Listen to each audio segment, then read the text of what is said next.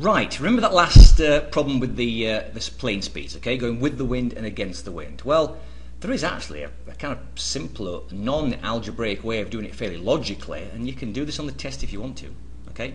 Now remember, distance equals speed times time, which means speed equals distance over time, like miles per hour, okay?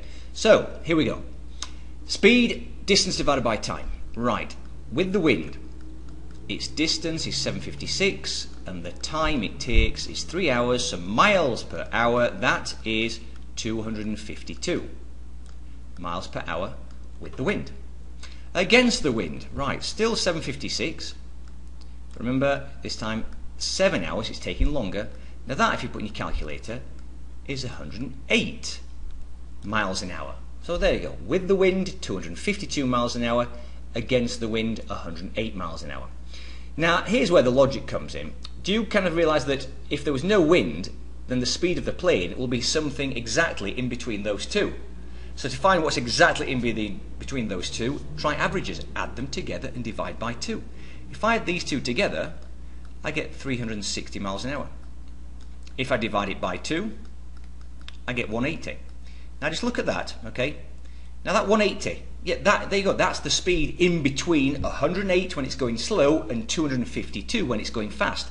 That is the speed of the plane when there's no wind, okay? Right in between 108 and 252.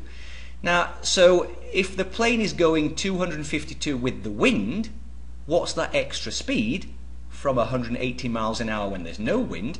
Okay, well, just, some of you might do it in your head. What's the difference between 252 and 180? It's 72 miles per hour, and that's what we got. If you go back and watch the last video, that's what we got using all the algebra, and I've just done that in half the time. So think about that. Okay, I found the speed of the plane going with the wind and against the wind, just distance divided by time. I then realised, okay, what would it be if there was no wind? What's that speed right in between those two numbers? Well, it's 180. Okay, that's with no wind. So think about it. Up to 252. That's the extra 72 miles an hour. Work backwards. What is it down to 108 when it goes slower? That's also 72 miles an hour. Okay, so 72 miles an hour is the speed of the wind.